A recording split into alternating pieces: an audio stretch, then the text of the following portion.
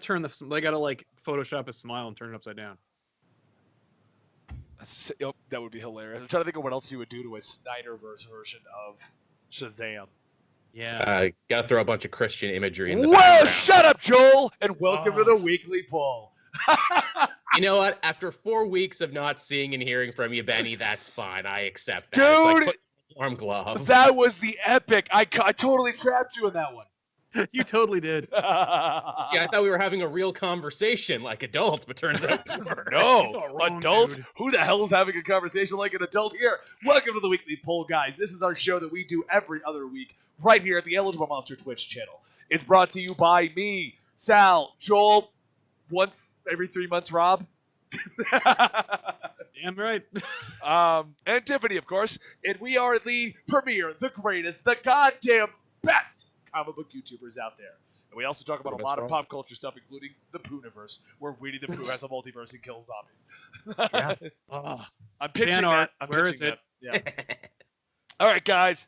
Today is just a very special, very unique, once in a lifetime episode that we do at the end of every movie. It's the Spoilercast. Ooh, this is the part where we play the song from the Spoilercast. Spoilercast!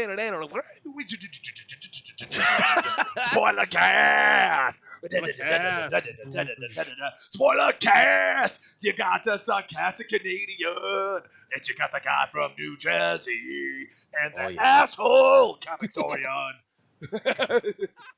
Again, if we have any musician fans out there, and I'm sure we do, we will be accepting musical stingers. I like my version. I like that one. I want somebody to just put music to what Benny just did. Oh, you know they will. They're going to remix the shit out of that. Somebody auto-tune me, please. Thank you so much for that sub. That silly kitty. 33 months in a row of weekly goodness. But Benny, you're not wrong. It is actually kind of like a once in a lifetime, or at the very least, like a very rare instance, because we're going to talk about a DC EU movie that Sal we liked. all really, really enjoy. Joel hated it. Did you not hear? Oh, that's right. Yeah. Joel, you hated it, right? Oh, yeah, that's right. I'm the one weird outsider in this. So the one weirdo went to see a children's movie and was like, fuck this. How dare it come at me with its joy. With its joy? Is that what you said? Yeah. How dare this make me feel feelings? I am dead inside, sir. SR Polar Bear, thank you so much for those 6 months in a row. Okay, so before we go into this, before we go to the spoiler cast, for those of you that do want to leave, let's go ahead and give our non-spoiler opinions on the entire movie. Okay, so we'll give that in case people do not want spoilers. They're like, I just really wanted to know what you thought about it before I went to the movie. So Joel, why don't you go first? This might be my favorite DC movie now, at least in a very long time. I hope this serves as a roadmap for how to do it right in the future. Yeah, I dig it. I think it was really, really fun.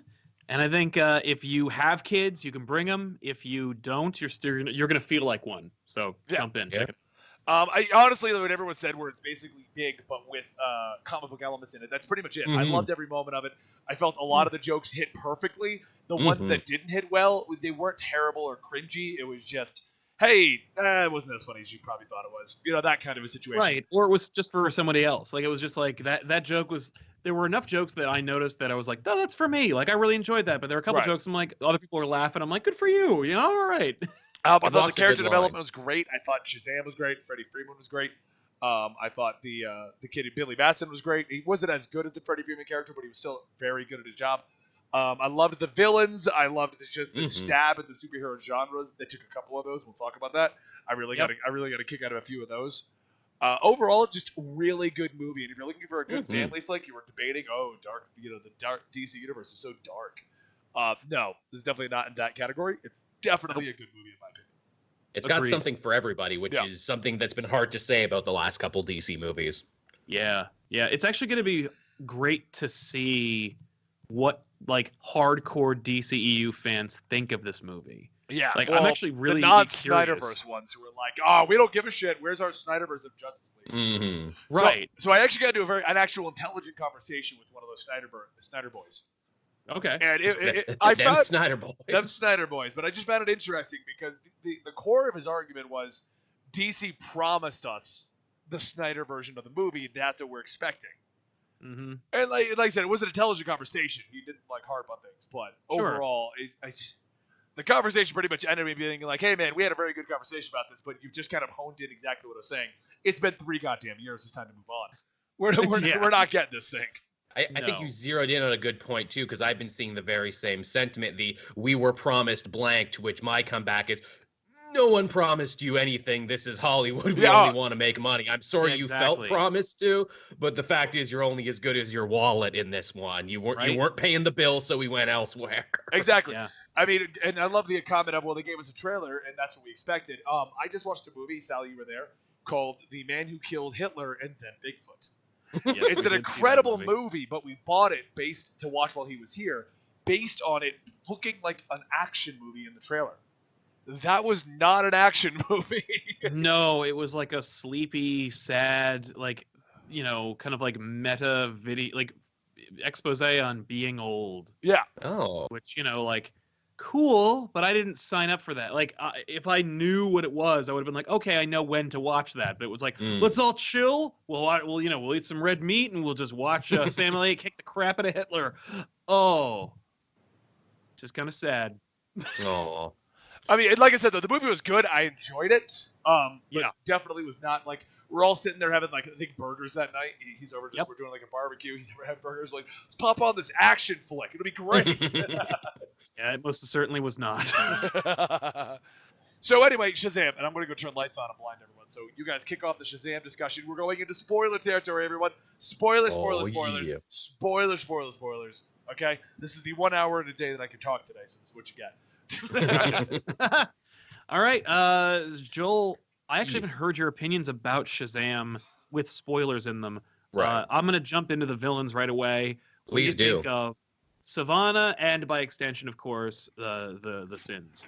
Savannah might be the best, most well-rounded, three-dimensional DC villain we've gotten since, Christ, I don't even know how long. I was going to say Nolan's Joker, but arguably Savannah's a little bit more three-dimensional than even him. For the record, everybody who's arguing about, real fast, Joel being choppy, that's because he's in Canada and Skype's gone to shit. So we're done trying to fix the Skype issues, guys. Once we get a legit competitor, we'll fix it. I don't even know, like, who...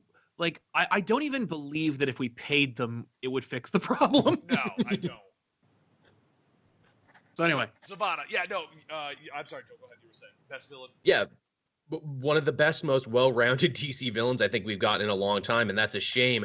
Because, like, even as much as I enjoyed Wonder Woman and Aquaman, they really... Yeah, oh, yeah, I mean, how could we forget the cinematic masterpiece that was Steppenwolf? But, oh, yeah. One of the best on-screen villains of all time. Oh, God, without a doubt. What's amazing is that the movie devotes a shocking amount of time to Savannah and to really get his origin out there and, you know, paint a picture of why he's mad and why he's doing what he's doing. And Mark Strong, man, what a great consolation prize for Mark Strong to get to be in a good DC movie after being one of the only good things about that crappy Green Lantern movie. Yeah. I mean, he was so good as Sinestro. I'm actually like, for how much DC seems to be picking and choosing, like what stays and what goes in their little cinematic universe, I'm kind of like, why couldn't you have brought back Sinestro? Yeah. He's so good, but I'll take Savannah because he was so good. Like that's the thing. Mark Strong's just good. What I liked about Savannah is that he was campy. He was a comic book villain. Oh, yeah. But he was still grounded in reality in our real world. You know, like you watch it like that's a comic book villain right there if I ever did see one. But you didn't feel like they were going so far with it that you were like, can we have less of him? You know what I'm saying? Like, well, I'm so glad that he is kind of like a little hammy because it would have been too weird for Shazam and Billy and his whole universe to be kind of like fun and like the world takes itself seriously, but like obviously from their adherence to Shazam's costume being like comic book accurate and as such being a little silly looking. Oh, it was also that's one thing I liked about it real quick. It was bright as hell. They went right for the comic appearance. They weren't even going to half-ass it. They weren't going to snider it up with making it dark and gritty. No, they didn't change any of the filters. It was very nice. But like it would have been really, really weird and uncomfortable if like Savannah was like, if they were like, we're gonna Snyder up just Savannah, so he's gonna be a rapist and a murderer, and Billy's like, like how about no? Worked. So Savannah had to be a little fun, even if he himself was a miserable bastard and a murderer, of course. But like, right, all that stuff. It really worked. It's kind of funny, too, to see them re-envision Sivana as this dark mirror to Shazam, who has his own hang-ups about family and being denied magic power, which I'm like, oh, that's really clever. But at the same time, too, I'm like, aren't they making him like Black Adam? Isn't that Black Adam's hang-up, too, that he is also a dark mirror to Shazam? Yes, but I see Savannah's being like the Billy mirror, whereas Black Adam is the Shazam. It's just that I like that. we also had to give him powers too, because otherwise, how would he fight him? Well, in the way the DCEU, from what we've gathered, is intending to do Black Adam, he's going to be more anti-hero than straight villain for Shazam. I mean, if you're going to give him his own movie, unless they're just going to hammer home he's an evil villain like they're doing in the Joker movie, which maybe they are, but I don't think they're going to take The Rock and waste him on a villain. Right, because they do offhandedly mention him in this movie, saying like, "Oh, we trusted a champion before, but he screwed us over and let the sins out." I'm gonna guess when we hear his side of the story, probably in the sequel or in the third one, he's gonna have a reason why he did it. Well, absolutely. Well, according to The Rock himself, they're going to start filming the Black Adam movie next year. Oh, I bet that they were like that went from not having a date to absolutely having a date. Oh yeah, the grosses. What I think happened with that one was very easily they were like, hey, you know what? Let's go ahead and let's not give a date to Black Adam. We can't do Black Adam and not do Shazam. So let's just try Shazam. Let's get it out there and just see what happens.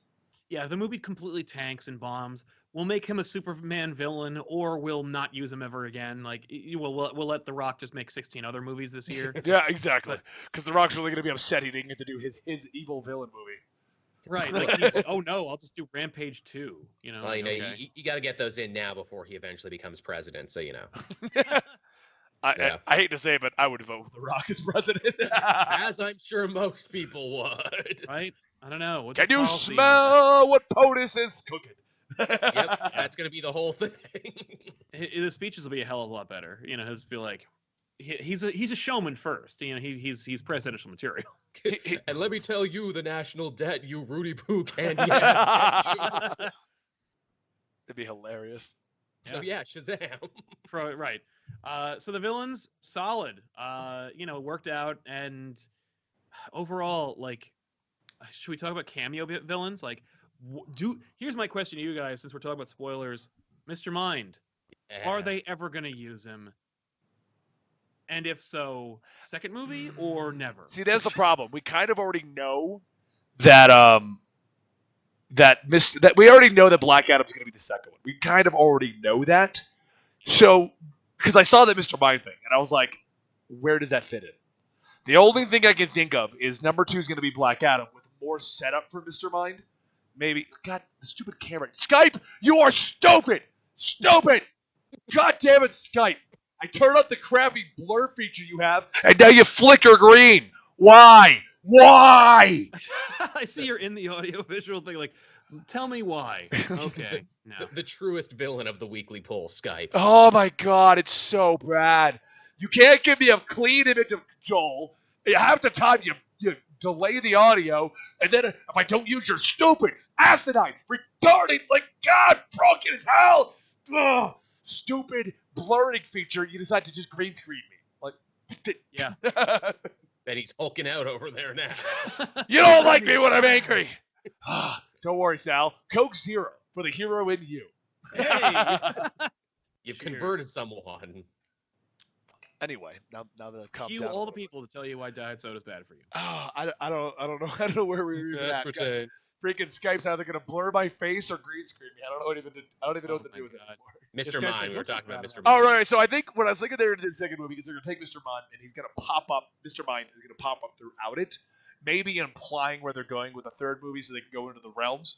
But like, I think the realms is gonna be the hey, we jumped to the shark kind of a moment. Whether or not they do it good or bad, we don't know yet. But that's what I think they're going to go with in that. Also, the realms are like a fairly new idea that are still being fleshed out with Jeff Johns right now. Exactly. So there's room to grow. Like, we've always kind of had a hint that they've existed, but we've never gone to any of them, as far as I know. It could be, too, now that Shazam has become a big team movie as well. Maybe Mr. Mind's going around recruiting people for, like, an evil league of monsters for, like, down the line. Yeah. And that's how they're future-proofing this. I would also suggest, like, if they made a Shazam family movie spin-off, that might be where they put Mr. Mind. Oh my God, Skype now. Oh my God. Why are we now we're in Twitter? God damn it. No, it's because it makes a stupid extra window. Why does it make an extra window? Skype, what is wrong with you? Discord, fix your Canadian connection, please. Please, God. We need you. Let's just tweet at Discord. Oh my God. I try to fix the stupid dual window, and it drags the whole thing off the screen. Amazing. For those of you guys who said I was a little low, I don't think I am anymore. I was trying to Google Shazam opening weekend box office. Oh, yeah. Now, how did it go? I heard it opened a little soft in Asia.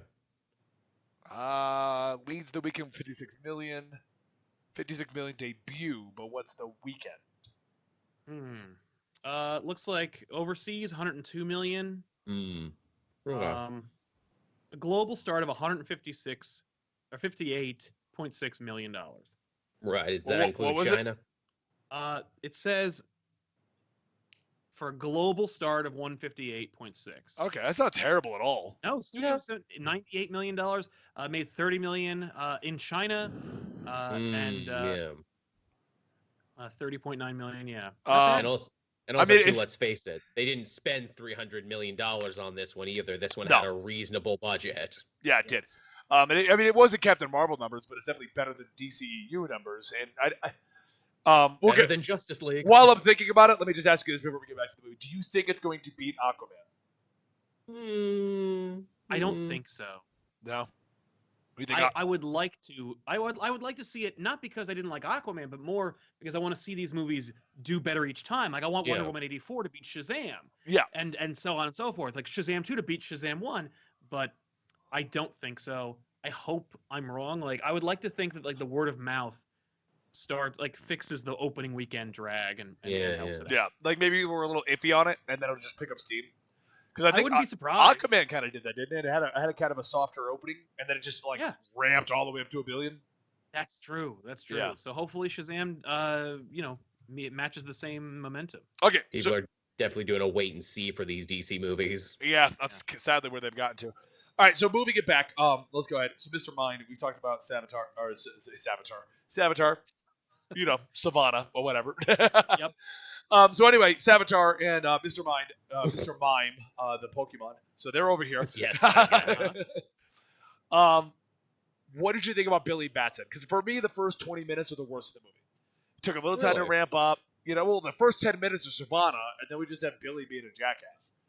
Right. Well, you know what he's being? He's being the new 52 version of Billy from the Jeff Johns run that I hated. Little did I know Jeff Johns was thinking 10 moves ahead to actually future-proof this franchise to turn it to a really good movie. Yeah, no, it's true. I will say I agree with you in terms of, well, here's the thing. When we first saw Shazam, I was like, first 10 minutes are a little long because like the whole thing is they're setting up Dr. Savannah, we're making him into we're explaining his motivation, making him into a bad guy and all that crap. But for me, I'm like, you didn't need like all this stuff. Like you really could have, with brevity, sold us on Savannah being abused or at the very least like neglected by his dad, his brother being a dick. Like we got all that. We don't need like all this stuff reinforcing it. But then I realized, like, if it's going to be a kid's movie that, like, we as adults can also enjoy, you really need it to hammer it home so that there's no doubt or confusion in that kid's mind that, like, Savannah has a bad time and I understand where he's coming from. So, like, while it may have been boring for me, and I was like, as a filmmaker, you could have really tightened up the scene, it works for a kid because it, like, really hammers home that idea. Like, if this were Spider-Man 2 or like Far From Home, and we wasted like 10 minutes on like on a great power, great responsibility sequence, I'm like, we get it. But like Shazam makes total sense. It's actually really cool. And I dug Billy. I thought Asher Angel did that's his name. Like I thought there was not a weak kid in the movie. They were good. and I notoriously hate kids in movies. Yeah, Mhm. no, yeah. I think they did a great job getting the children actors to like be likable characters. The Yeah. only one I felt that if she had overstayed her welcome, I may have gotten annoyed was the Darla character because she just had like one emotion. Hey, Right. I'm happy, you know. And I was just, that's your standard kid acting. They learn one emotion and that's all they do. So I was like, if they had given her more screen time, that may not have worked out. I think too, they're also trying to sell that much like in the comics, she has some kind of disorder. I don't know if she falls on the spectrum or something, but that's clearly the thing. It's funny. You could actually, yeah. I think they used her sparingly and to the point where she was only adorable. Right, and that's what I mean. Get tired of her. But like, if Darla had followed Billy in the role that Freddy was in, I think I would have gotten annoyed with her acting. Oh, yeah.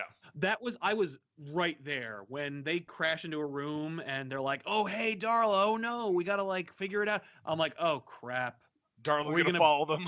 Yeah, we're gonna do this now. And she's gonna get kidnapped, and they're gonna have to save her. But not before we ruin any sequence where we see like Freddy and Billy like having fun and doing like testing and stuff like that.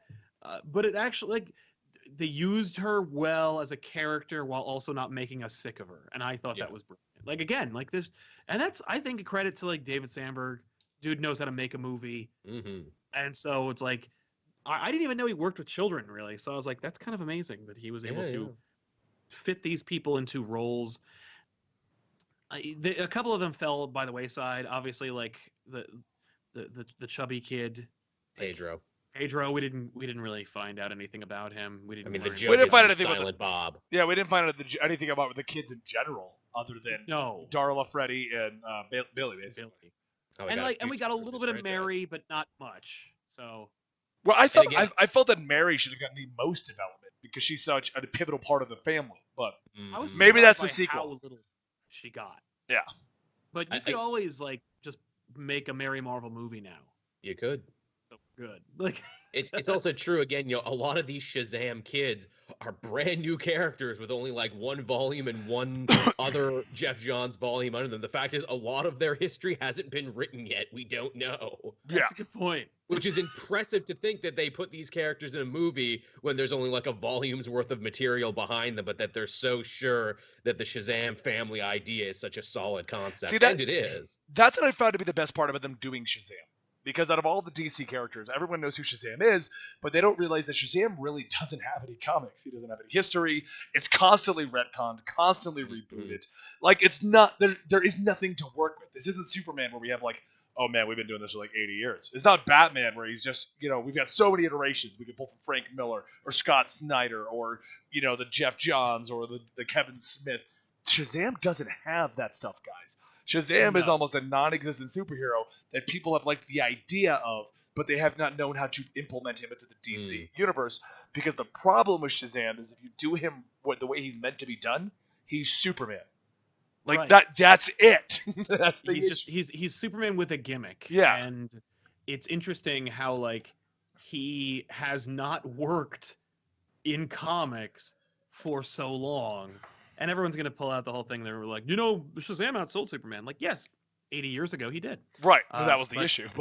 And that's the issue. But, like, Shazam, Captain Marvel, as a character, has not really ever found his footing in the DC universe proper.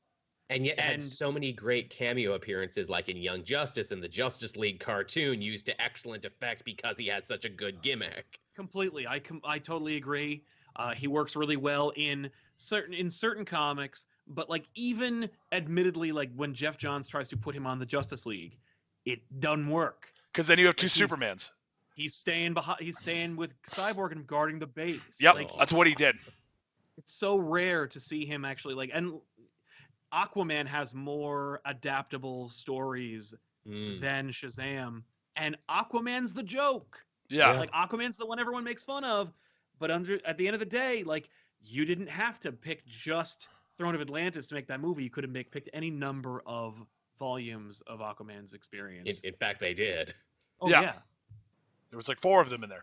Four movies worth of material. Why are you doing all of them? Why are we putting the trench in here? Because we don't know if we're ever going to get to make another one. So let's just do them all at once. And I guess that's really, and I kind of like that like kitchen sink approach to the DCEU right now, where they're like, I don't know if we're ever going to make any more. Do it all. Like, then because because making the Shazam family show up and like towards the end, not at the very end, towards the end of the movie, giving them all time to shine. That was amazing, and it was like, if they never let us make another Shazam movie, at least we did all of them. Yeah, we got Mind, we got Savannah, we mentioned Black Adam, we got all this stuff in there. And we made 5 Shazam characters. We sure did. Speaking of that finale there, this is probably my favorite finale of any DC movie to date, mainly because, again, budgetary constraints made them be smarter and made it feel realer and more palpable, where, again, as much as I enjoyed Wonder Woman and Aquaman, I hated their last 5 minutes because they became these huge CGI nightmare fests where I couldn't grab onto anything. I was watching a video game cutscene, nothing was real. The funny thing is, for me, not to interrupt and take over, I'm just going to make this one point and then let everybody talk. But like, Aquaman, I had less of a problem with than Wonder Woman, because Wonder Woman was so grounded for so long that like to have it end with no, Ares was actually influencing people, and people are dicks, but like also Ares though. Plus, here's a really bad looking fight. That's my big problem with Wonder Woman. I do like the Ares twist just because I love the Wonder Woman lore, but at the same time, I felt that movie really should have ended before doing that. It shoots itself in the foot. In the last I feel like the message was great, and if they really wanted to do Ares like properly, it should have set up as, this is what Wonder Woman thinks. This is the end of the movie, and then they'd be like, no, Ares was behind it, and we're gonna see him in Wonder Woman 2. You know, like. Yeah, no, absolutely. Where that way she could have learned a lesson about like how like humanity sucks, or about how like maybe humanity, the reason why humanity sucks is because they don't have they don't have enough good in the world, and I'm going to become part of it. Like if the mascara had not left, maybe humanity wouldn't be so crappy. Right. You know, anything. The Aquaman thing, like everything is so silly and fun and high flying that like to have a Lord of the Rings fight at the end of the movie. I liked it. Why not? Yeah, I was on board with you. Like, this is violating the sanctity of Aquaman. Like, no. He's riding in on, what was it, the shark, I think, at the end? It's just like, yeah. Or like the he's crazy riding creature. Dolphins. He's riding Krakens. Like, Gimli plays King Crab. Like, there's enough of that movie where you're like, okay, fine. I mean, did you forget the scene where they went to the dinosaur island and no one even went, hey, guys, dinosaurs. Why are there dinosaurs? Yeah, I think one of them says like there's a dinosaur, but like it's not. No, they don't. That was the running gag. Like that's why the Lord of the Rings scene made sense, because they weren't even amazed by dinosaurs. Yeah, that's fair. But I appreciate the Shazam thing, as I was saying, because it feels real and palpable. They filmed it at a winter carnival in Philadelphia that I feel had to have been a real thing. Right. No, that carnival scene, like, I love budgetary restraints in movies. Oh yeah. In a world where studios will not have them anymore, because it like you said, it grounds the movie and it makes it like more legit. Like I want to believe what's happening, and it's hard for me to get like really excited about like them destroying a city. Yeah. So okay, what did you guys think about the constant joke? I loved the running gag of them testing powers, and I loved how some of them worked, and then they went crazy with other ones. And Freddy's horrible names for each and every one of them. Yeah, no, I love Bullet invulnerability. It's great too to make Freddy a fan, and I'm sure you guys noticed this too. All the merch he had and all the merch we see throughout the movie, the toys, the backpacks, and everything. It's all for sale. All for sale, all real stuff you can get off WarnerBrothers.com. And I'm like, that's really smart, actually. How has it taken us so long to do this? Yeah, as long as they don't like get greedy with it, I like the idea that. I mean, like Freddy wears an Aquaman t-shirt. Yes. He wears a Wonder Woman t-shirt, like, and all of them are like licensed DC shirts. They're not quite. They're more, they're more DC Warner Brothers shirts than they are like the fun shirts that you would want to get. No, they're the ones where it's just the movie logo, and and that's what it is. But still pretty cool that he's wearing all that stuff. The kid who played Freddy, I thought he was the best kid of the entire movie. Freddy was incredible, and Zachary Levi was incredible. They played off each other so well. Big time. That kid walks a really interesting line, and I know I'm saying that a lot, between being the, hey, I'm the one with the disability, but don't feel bad for me because I'm also kind of a dick and actually bring a lot of stuff onto myself and my adopted family. And I'm like, ooh, that's, most adult actors couldn't pull that off, actually. That's a hell of a hat trick. Yeah, I agree. He was so good. Yeah. No, they were all so good. Like but it's funny how I was really worried that Freddy was going to overshadow Billy, but they occupy such important and distinctly different roles that, like, Freddy's journey is so different from Billy's. You know, when Billy goes to track down his biological mother, you feel bad for him, and you know he's going through something, and it's like, and it's such a different journey from Freddy, so that, like, you can enjoy both of their journeys without, like, feeling like one is overstepping the other. What did you guys think of that? Because you brought up the Billy mother, because that was a change to his origin. He's never found his original family in the comics. No, it's Billy as the foster family, and that's the extent of it. I thought we were going to do that as well in this movie, but we obviously did not. No, I loved it. I thought it was smart because it worked, and it got it off the table. They were like, okay, done. We're not going to worry about that. Like, I thought it was a little lazy, you know, like when she was like, when it turns out she's just the worst, I was like, okay, she's a little black and white, like, terrible, but again, kids movie, I'm not like, you really need to sell that his mother sucks. Yeah. I felt the reason they did that was actually because of The Last Jedi. I know this sounds weird, but for all tinfoil hat time, let's. Well, no, not in that manner, like some crazy, you know, whatever. Oh, okay. But like the entirety of The Last Jedi, not Last Jedi, Force Awakens, we were all like, oh, Rey's parents got to be Luke, Rey's parents got to be the Obi-Wan, you know, Rey's parents, it's got to be Yoda, you know, something crazy. She has to be the chosen one. And since Shazam doesn't have a deep history, a lot of stuff going on, it's very difficult to follow. As far as like looking for a core origin, I felt that they did that to just remove the mother off the table right off the bat. Because I felt like for those people who don't know who Shazam is, you would have had a situation. Must be oh, what? His parents, they got to be like super secret people. That must be why the wizard chose him and things like that. We'll find out in movie 2 or 3 that Billy's parents are secretly Merlin and King Arthur. You know, something weird like that. How very Harry Potter, which is something the movie even references. Right, which is why I think, like, for Billy's arc, to like, no, this is your family now. Your family's not who you think it is. Your family's where you make it. They wanted to hammer home that message, but at the same time, you remove the possibility of magical parents right at the gate. That she's just a woman who sucks. You know, and that's the end of that.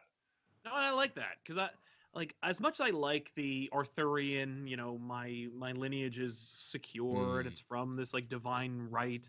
I really love the like regular person finds the becomes exceptional. Yeah, the everyman. Yeah. No, we knew his mother's name, but what was his father's name? They were sure to mention that. Wasn't it Cece? And that's a reference to Cece Beck, one of the creators. Oh, that's. Oh, I didn't know that. No. Yeah, I think they mentioned his dad's name is Cece, and I'm like, oh, that's fun, like Cece Beck. I like that. Yeah.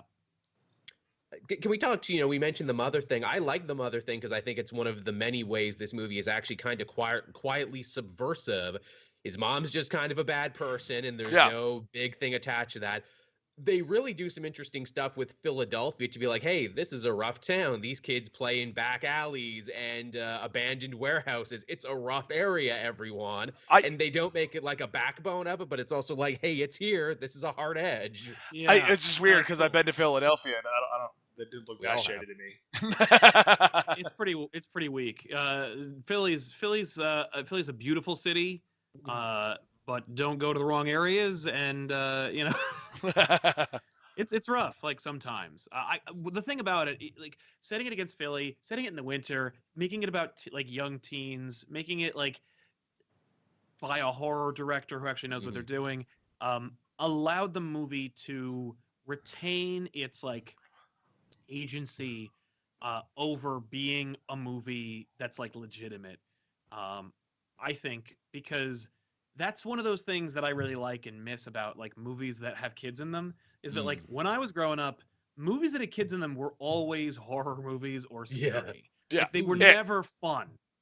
Like, or they were fun because kids went out and did stuff that their parents weren't aware of and made mistakes or ran into adults that wished them harm.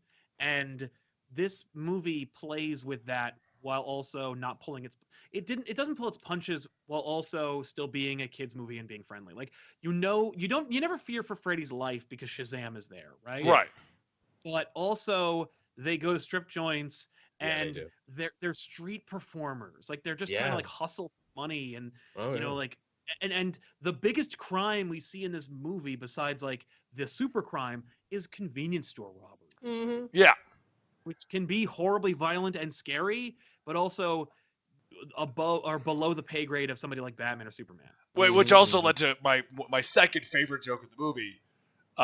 We don't know if the shooter, if you are the shooter and vulnerable, shoot him in the face. Like, what was the ultimate plan there? What if he just dropped dead at that moment? Like, it was. Well, the then suit. they'd know. Shit. I was actually quite disappointed to find out that strip club doesn't actually exist in Philadelphia, which is why I'm asking you all right now, who wants to go halfsies on opening a brand new chain of strip clubs in Philadelphia, modeled after the one in this movie? Yeah. What did you guys think about? Because I thought this was a great play on the trope of villains just running their mouths. What did you think about the moment where they were both up and flying in the sky, and Savannah's doing the villain monologue, but he's a mile away from Billy? It's funny. I love it. I wish it wasn't wasted in Kung Fu Panda 2. Oh, they did it in Kung Fu Panda 2? They did do that. Kung Fu Panda 2, arguably the funniest moment in Kung Fu Panda 2 is that exact joke. It's really good. That being said, I really liked how well it hit. So I'm like, whatever. Like, no one's going to say, they did it in Kung Fu Panda 2, except me, and I'm a So, like, but That's otherwise, I liked it. And it makes... That's like the Simpsons did it line. Yeah, and it's... But, like, Kung Fu Panda 2 didn't do a lot of things right, but one of the things they did was that joke. But I do appreciate, like, it's the city, it's windy, they're far away from each other, they're in... Like, I couldn't talk to somebody in the city from, like, a block away from each other, and they're, like, several buildings away. Like, no, it's a great joke. And, well, because we always make that comment in a lot of these superhero movies, like, there's no way you could have hurt each other. You're like, you're on the outside of a spaceship without a comm, and you're on the inside. You guys are just chatting like it's nobody's business. Like, what the fuck is this? Yeah. Yeah. No, I think it worked. It's funny. It's just like, yeah, I was taken out because of that, and I was like, aw. But still. What do you guys feel? This is more of an open-ended question. But recently we've been having a trend of superhero movies that are coming out where there's just nothing to spoil. There's no big moment, nothing huge happens, which makes talking about it very easy, but it's still easy to go and enjoy. Shazam just falls in line with that. There's no big sequence other than maybe the end credits scene, but even that's just a fun joke. It's not like a big, oh my god, what?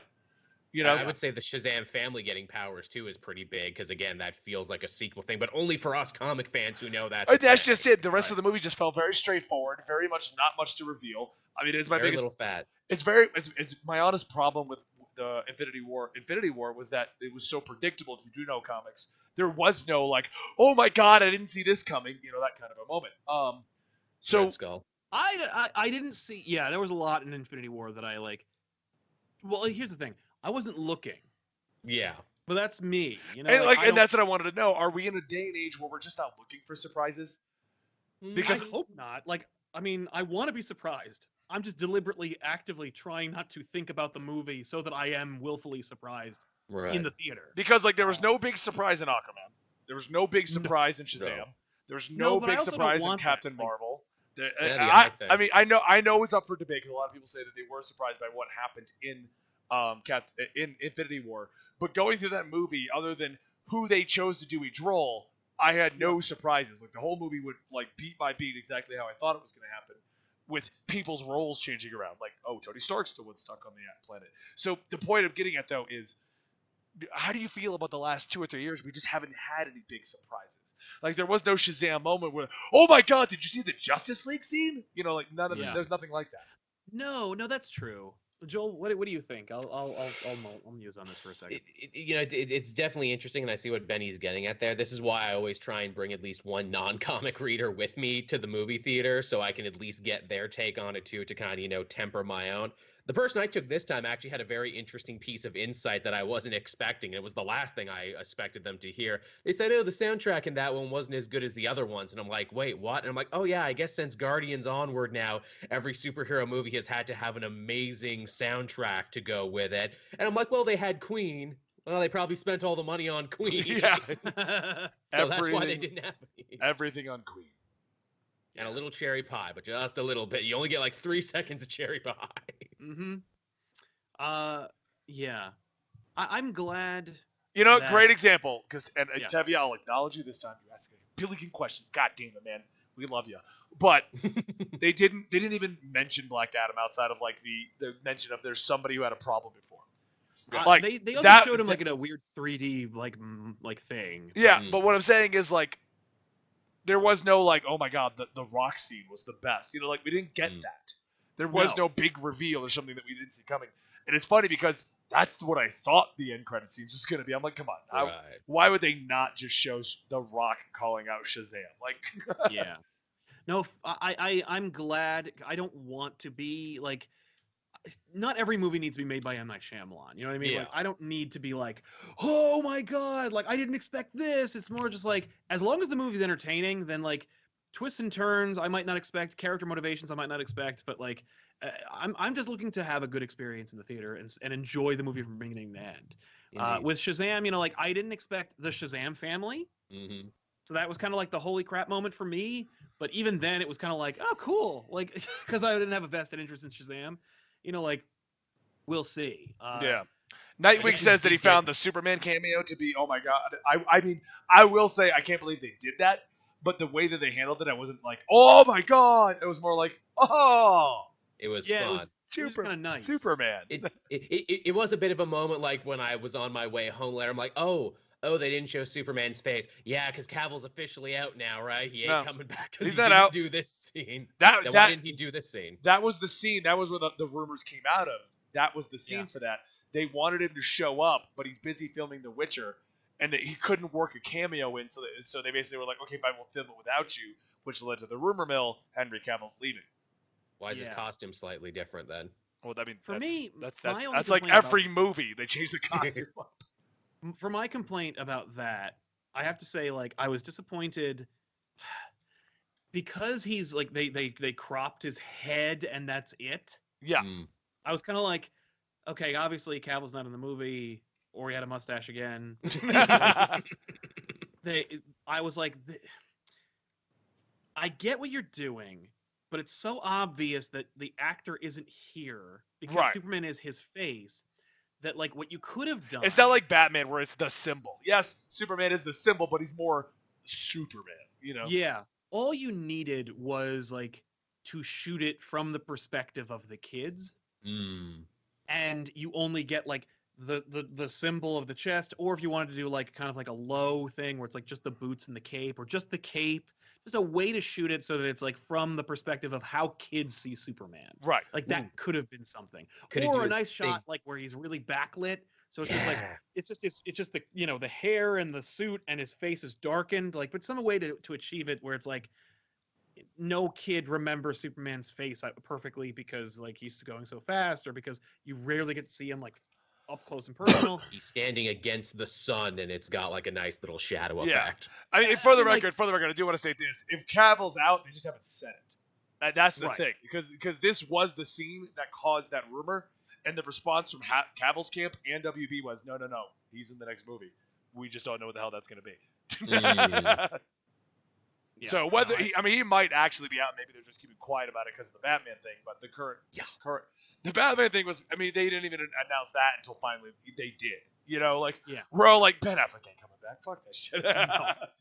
But Affleck's made no secret. I'm totally, by the way, just as an aside, if they want to keep Cavill, I'm cool with that. I'm on board with that. Because clearly they don't want to recast and their reboots are more like, we'll just make better versions of the things we were doing. So it's like, I mean, based on what they're doing in Suicide Squad 2, I have a feeling that they're going to recast when the actor's ready to leave. I don't doubt that there was probably some talks internally, like, okay, recast everyone, start this shit over. We're not going to bother with this. There was probably some talks of that, but from what they're doing in Suicide Squad 2, that tells me until the actor's ready to leave or the contract expires, they're just not going to bother. Yeah, it looks like they're going with the approach of how we used to do Batman. Every movie, he was a different actor, except for when he wasn't, and it was two of the same actor. Well, it's just like and no one questioned it. I mean, the only reason why Keaton wasn't in 3 is because he thought the script was garbage and Burton didn't want to make it anymore. Yeah. So he's like, oh, well, then I'm walking. Kilmer wasn't in 4. God only knows why. Probably because the 4th one was so freaking horrible. And he was like, I'm a real actor. I don't need to be in this dumb movie. But like, if those movies were better, Keaton would have stuck around and he would have been Batman the entire time. So like, as long as the movies are attractive to these actors, then I guess they'll just keep doing them. I mean, like, Suicide Squad was the movie, if you were going to make a full-on reboot of the DC Universe, you could have done, because so few people saw Suicide Squad, and so few people care about what you do with Suicide Squad 2, that, like, you could have been, like, top-down reboot, and no one would have been like, whoa, you violated the sanctity of Suicide Squad, everybody. Literally, the team is different every time. Anyway, it's baked into the concept. For those of you guys who aren't tracking, Margot Robbie is coming back. Jai Courtney's coming back. The guy who played Rick Flag is coming back. The woman who played Amanda Waller is coming back. Viola Davis. And Idris Elba is not Deadshot, so he's not replacing someone new. Yeah. So when Idris Elba plays Bronze Tiger, that'd be fine. And my guess is they'll just say Deadshot's not there, or he died, or something, because there's no way Will Smith will say yes to the next one. I don't know. Will Smith's pretty desperate for money, it looks like, right now. You know what he might do? I could see him going, I'll totally do the second one, but my son's got to play another villain. No. If Q does well, he'll be in 3. Or he'll fight Batman in the next. Like, what's funny? Maybe Will Smith's not playing Deadshot now because he's playing Deadshot in The Batman. Yeah. Fine by me. But back to the Shazam with the Superman cameo. Like I said, they have not confirmed that he's left. Matter of fact, unlike the Ben Affleck situation, Joel, they've said he's not leaving. Like, because Ben Affleck, everyone's like, Ben Affleck's leaving, and they're like, Right, because they never lie in Hollywood. No, that's why I'm saying I'm not 100% like, oh, he's not leaving. But I'm just stating, like, his situation's a little different from Affleck. Well, I get a feeling it's a weird thing. You know what I get a feeling it is? Henry Cavill's not fired, but Henry Cavill's waiting to see what the hell they're going to cast him in. Yeah. I get a feeling he's sitting at the office like, I'm still Superman, but I'm done doing goddamn cameos. I want Man of Steel 2. Yeah, and we're either doing a solo Superman movie or we're doing another Batman Superman movie. Right. But none of this stuff. I mean, like, the other thing is Affleck is an Academy Award, if not winning, nominated film director, and they wanted his cachet to be attached to their movies, and Affleck wanted to, like, make a big paycheck and a big splash directorially to make that Batman movie and to help advise on those other movies. So it wasn't just like we need Ben Affleck to play Batman. It was, we need Affleck to be Batman and direct this movie and, like, produce this and, like, kind of help to guide these movies with his talent and the pull he has. Affleck being out makes sense because if you don't want one of those things, he's like, well, then I'm not in. Yeah. Cavill's only there to play Superman. He doesn't want to, like, write a script or direct a picture. Like, he just wants to be there and be fit and play Superman. I mean, wasn't the deal he would do Batman if, 1, he got to direct and make the Batman movie, and 2, he got 3 other movies in WB, and the first 2 tanked. Exactly. Yes, they did. Yeah. So all of that. Sorry, Live by Night. Yeah. So I think that's exactly right. I think, like, Cavill is in as long as they want him. Right. I just think Cavill's done with the cameo shit, because you got to fly it, because it's not like he lives right down the street. You got to fly him in wherever he is. They had the whole fiasco of the mustache CGI. Now he's doing Witcher, so he's getting makeup and all that shit for that right now. He's probably like, no, I'm not. You want me to walk into a cafe? I don't even say a line. Like, yeah. I mean, I'm sure he would have if it was all in his schedule and he didn't have any facial hair and he wasn't busy. Yeah, no, exactly, but he was, and that's The truth is, he is actually quite in high demand now, it would seem. Yeah. Thank you so much for that sub, Kamikaze Squirrel 55, 11 months in a row. Yeah. So, what do you think about what they're going to do with Shazam 2?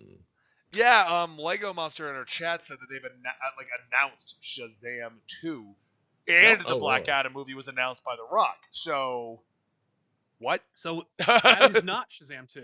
Like, So I guess we're gonna have to do Mr. Mind. I know they had the crocodile-headed people too. Maybe the sequel is all about the realms. Maybe it's the kids going on a field trip to all the different realms, kind of what Johns is doing in the comics now. I mean, what if Black Adam is the Shazam 2 that Batman v Superman was to Man of Steel, and then Shazam 2 is the going. So basically, technically, you would go Shazam, Black Adam, Shazam 2, in that kind of a manner. Right. So the story does continue, but like Shazam 2 is the Mr. Mind, and maybe Shazam needs the help of Black Adam from the Black Adam movie. What do you think? Yeah. Right. I think that's fine. I would like it to be straight up First Thunder. Like just that's nice. Superman Shazam. Like basically try and BVS again, but this time Good. Superman and Shazam. Yeah. Like just do that kind of story, just a little more fleshed out. Add the kids in there because everybody loves Freddy, but like basically have it be a Superman Shazam buddy movie. Right. I could see that. Because I vehemently don't think Toby the Tiger is going to work on screen. No. Tony, thank you. Tony the Tiger. He's going to show up with his frosted flakes. Sounds great. In any case, I don't think the Tiger is going to work. I don't know if Mr. Mind can work for mass audiences, and I don't know if like people are ready for a Shazam family movie. But I do know that like everybody gets Superman, and everyone so far likes Shazam. So make that work. And we have a precedent for it. And we can also keep building by being like, test the waters, see if there is okay,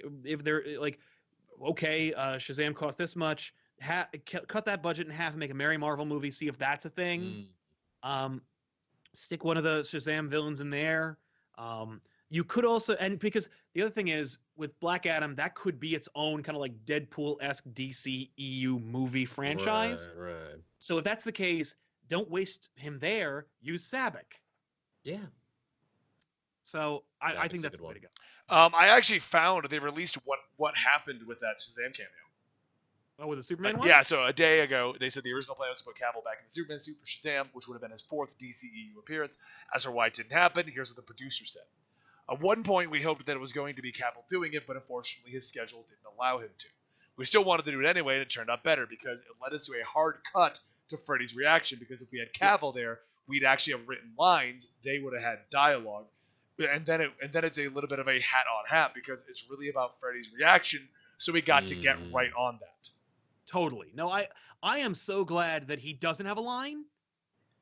My complaint was only that like it should have been a more dynamic shot, but like I'm almost glad he wasn't able to be in it, because it's such a good moment. It's such a satisfying ending to that movie. Yeah. It works for me. Apparently the original line was also going to include a quick appearance where Clark Kent would have told Billy Batson, to some extent, we're keeping an eye on you. Right. So very loosely linking it to everything, but I mean, the fact that like it's Batman from BVS's Batarangs, it's Aquaman's logo from the Aquaman DCEU movies, it's Superman's Man of Steel outfit, like we know it's in the DCEU. Like we know it's connected. But yeah, I love that idea. And by the way, like somebody in the chat asked like how would he even get Superman? Literally, there is no one else like Superman. Shazam just flying around the earth waiting for Superman to notice him is probably what I would have. Well, isn't that what happened at First Thunder? Shazam fought a villain, and Superman saw it and was like, whoa, what is this? Because in First Thunder, like Shazam's the third other superhero to show up outside of Batman and Superman. So like Superman's like, I'm gonna notice if somebody shows up with powers. Right. Which but like I said, like that's what I would do with Shazam too, because like again, you don't know if you're gonna get room for a third one. So put Superman in there, make it a big thing. So, speaking too about possible sequel threads there, 7 thrones, 6 champions. Who's the 7th champion? We don't know, because Jeff Johns is still writing that right now, who the 7th one is. Oh yeah, that didn't even dawn on me that there was a 7th one. Yep. What if it's Black Adam? What if they're just making Black Adam? They could potentially do that. Well, because Black Adam just came back in the new Shazam book, and he's got his powers and everything. He's like, oh, damn it, Billy Batson, you friggin' kids, you ruined the realms. Guess Black Adam's got to fix this now. It's going to be weird to see Black Adam in the kid area. Yeah, a little bit. Yeah. So overall, guys, we're kind of close to our end time, so we'll go ahead and start wrapping down here. Yeah. What do you think for we already know what we thought about Shazam. We already know what we thought about the previous stuff. The big question. The DCEU. We have Shazam, we have Joker coming out, we got Wonder Woman 84 coming out, we've just got an announcement for Shazam 2, a Black Adam movie. Where do you think this is all going now? Joel, what do you think? Do you have a theory? Pass the buck to me. I will say they are in a more enjoyable position than they were previously. I've enjoyed Wonder Woman, Aquaman, really enjoyed Shazam. Joker looks like it could go either way at this point, and again, it's friggin' 80s period piece, so I don't think it's going to have that much of a connective tissue. Suicide Squad under James Gunn has me very, very interested, and I say that both as a fan of Gunn and a big fan of Suicide Squad as a concept. Things are looking up, I would say. I don't know if they're going to capitalize by tying it all together in a meaningful way, because it looks like everything is kind of just doing their own thing right now, for better or worse. Mm-hmm. Yeah. But, I'm not to say they can't do it. Maybe someone's got a great pitch. Maybe someone's got a great unifying theory. Yeah. I think that they're not going anywhere. And I think that they're just kind of like in a wait and see attitude. Like, I don't think that any of them are like considering like taking a victory lap right now. Gotcha. I think they're just kind of like, they kind of did with Aquaman. But Aquaman made $1 billion. You get the lap. Like they announced Aquaman 2 and a trench horror movie. So I mean, the trench horror movie. I'm like, what the hell are you doing? But like, we don't know what to do with success. Sure, it's cool, but like, I'm not. I don't go to superhero movies without the superhero in them. Like, I don't. So I'm totally gonna watch your, the like, trench movie. Like, I'm not gonna like pre-order tickets for your sleepy, miserable Batman-less Joker movie. Like. I like the idea, I guess, because like everybody has been jerking each other off over like, make more Logan movies, make more movies that are totally different from the genre. Fine. But like, don't be surprised if it doesn't make $1 bazillion freaking dollars. Right. And don't be surprised if like some of us are just not very excited about that concept. Yeah. But as far as DC is concerned, first of all, start calling it the DC Cinematic Universe, like officially Warner Brothers, so that we can stop talking about extending. What does that mean, extended? It's extended to what? From where? Well, here's what I think they're doing, and here's my theory of what's happening. Zack Snyder's Snyderverse didn't work. Regardless of the fan base, regardless of everything, Batman v Superman should have made $2 billion way before Infinity War. Totally. Just because it is what it was. And exactly. The 2 most recognizable superheroes on the planet. If they could have put Spider-Man in there, it would have been the 3 most recognizable. But like, I'm sorry, no. Like, it should have been the first one to $1 billion, and it wasn't. And it's like inexcusable. Even now they stopped counting and ended at 872 million. Like, the fact that it didn't. It's the same thing with Justice League. The fact that those did not hit those numbers, inexcusable. And I think Warner Brothers is aware of that. Like, on one hand, they're like, well, it's a success. We made a ton of money. On the other hand, they're like, this is not an overall success. This is not MCU money. And everyone shouted at them to stop trying to cram it all now. Work towards it slowly. Build it slowly. So they said, hey, we're doing DCEU. It's whatever we feel like doing. We're going to pluck out the best stories.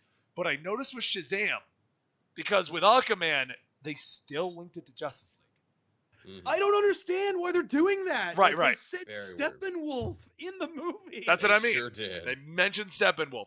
And then Shazam had the BVS Batarangs, had Superman from Man of Steel. We had all these links to the other movies, including mentions of Aquaman.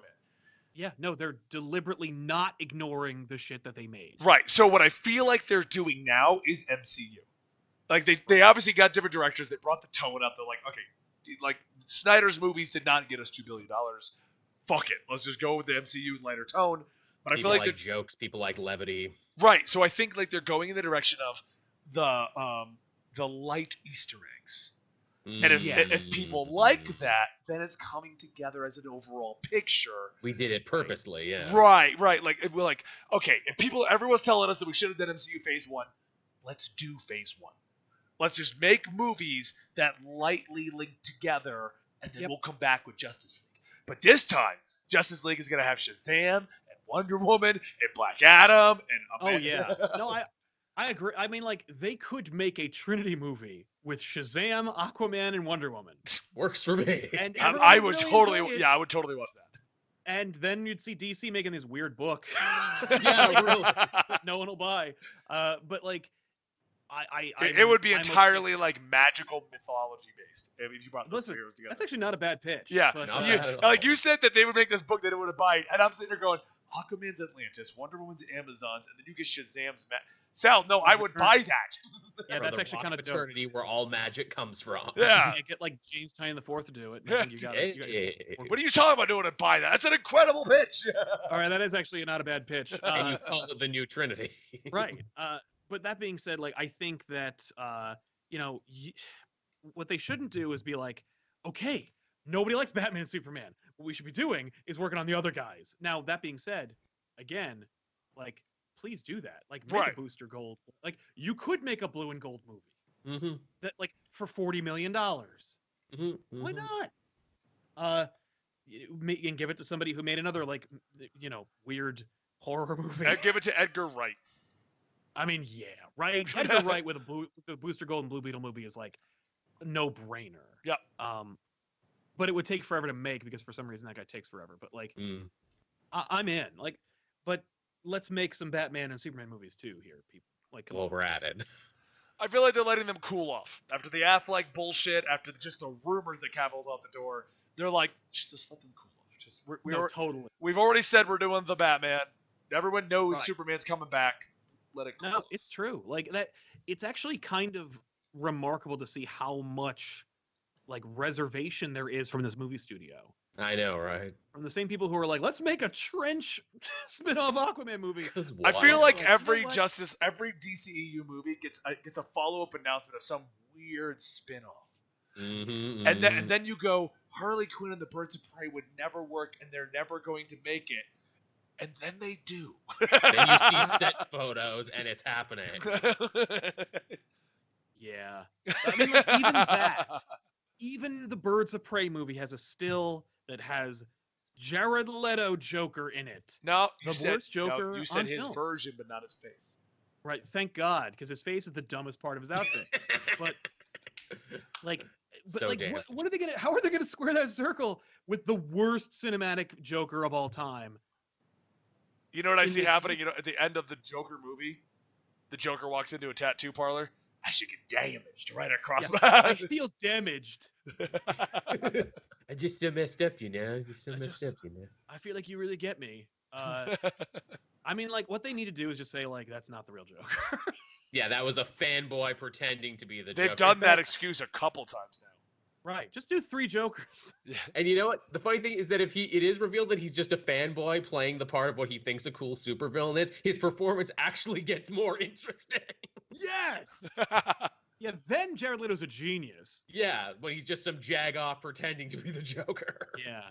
Or he's Morbius the Living Vampire. Or that too. Which is also literally filming right now. I can't believe it. I really hope they. Well, you know what they did with Venom? They did not try to tie it into Spider-Man at all. Thank God. So Morbius could be a thing. I mean, no, Morbius is going to be tied into Venom. Yeah, it's its own side universe now. You know it's gonna. Like, you know that, like, whatever the hell company, was it Treese? I don't know, the bad guy from Venom. Oh yeah. His company's going to be in it. This is a side thing. We're not talking about Marvel right now. Let's talk about Shazam. But well, I mean, we're winding it down anyway. So, yeah. But Venom's happening. Between Wonder Woman, between Aquaman, between this, I have hope for the DCEU. For the record, I enjoyed Justice League and Batman v Superman. The problem I had with both those movies is they were forgettable. I shouldn't a month later be like, what the fuck happened in those movies? Like, I don't even know. What happened in Justice League exactly? Like, very little. Yeah. So, I'm excited to see what they're gonna do. I mean, I still think about stuff that happened in Aquaman, and I loved that movie. And I still, Wonder Woman is one of my all-time favorite superhero movies. So, we'll see. Still one of the best scenes. Yeah. I think it's just you need to have people who care, and you need to have a moment where like it perfectly captures who these like why these characters are important and what's like the trench scene with Wonder Woman, friggin' any of the gladiatorial scenes with Aquaman where it's like you're a king, like it's all about King Arthur, literally King Arthur. And with Shazam, it's like the sequences where like he he owns being Shazam and Yeah. he like grows into it. Like these character arcs, they're important and you need to focus on them. Like I wouldn't be what much of a journey does hero. Batman go on in any of those movies? Almost not. Like I'm an asshole, and then it turns out a coincidence makes me less of one towards one person. Sidebar. Yeah. Real quick. Speaking of Batman again. Yeah. Yeet. Did you read the Deadpool from last week? No. They made their own Batman. Yeah, As a I guy, heard Weasel that. made a Batman basically to fight against Deadpool. Oh. A Yeah. guy whose parents were killed and In so a he back becomes alley. vigilante. Yep. And then Weasel trained Oh. him to fight Deadpool. That's crazy. So Very Deadpool. yeah, very Deadpool. All right, guys. Well, I hope you guys enjoyed today's episode. This is the weekly poll. It is a show that we do every other week. We've been doing it for 5 to 6 years. It's a show in which the best comic book YouTubers come together as just buddies talking about stuff that you're interested in and we're interested in. If you want to support the show and you want us to keep going, then please consider going over to subscribing to our Twitch channel. All the money we get during the show actually goes to funding the individuals who handle the YouTube channel and the Twitter and all that kind of stuff. So if you want to see the weekly poll continue, Great please folks. consider subscribing during the show or the follow-up day, which is tomorrow. Those are the 2 we count. We do appreciate everybody who showed up today. Sal, you can find more of him at the Comic Pop channel. He does a lot of discussions. Joel's over at Cape Joel reviewing your favorite comic books, and I am Benny the Comic Historian. We do dramatic recaps of your favorite comic books. As far as the next stream, if my voice recovers tomorrow morning, I will be going live tomorrow night. If it doesn't, I will see you at Comics Experiment on Thursday at 2 p.m. Eastern. I will only be doing the one show. Everyone else will do everything else again. Because I need to get my voice back, guys. Yeah. I got videos to make. The guy needs to get better. Thank you guys for joining us today, and we will see you next time right here at the Weekly Poll or on Thursday at Comics Experiment.